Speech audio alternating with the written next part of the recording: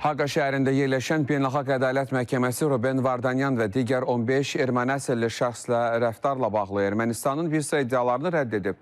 Bu barədə Xarici İşlər Nazirliyi məlumat verib. Bildirilir ki, məhkəmə irqi ayrı seçkiliyin bütün formalarının ləğv edilməsi haqqında beynəlxalq konvensiyanın tətbiqi ilə bağlı işi üzrə Azərbaycan tərəfinin cavabını və əlaqədar sübutları nəzərdən keçirib. Beynəlxalq Ədalət Məhkəməsi əlavə məlumat istəməməyə və məhbusların saxlanma şəraiti ilə bağlı müstəqil araşdırma və ya ekspert rəyi tələb etməməyə qərar verib. Məlumatda vurğulanır ki, məhkəməsi həyata keçirilən erməni əsilli şəxslərlə Azərbaycanın və beynəlxalq hüququn bütün tətbiq olunan standartlarına uyğun rəftar edilir. Onlara Beynəlxalq Qızıl Xaç Komitəsinin və Azərbaycanın İnsan Hüquqları üzrə müvəkkilinin aparatının nümayəndələri dəfələrlə baş çəkiblər.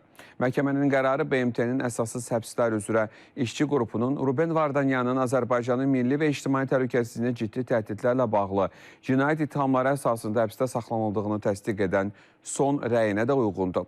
Bu qərar Ermənistanın vaxtı ikən işğal olunan ərazilərdə yaradılan qanunsuz rejimin hərəkətlərindən yayındırmağa yönələn əsassız tələblərinin heç bir nəticə verməyəcəyini bir daha nümayiş etdirir.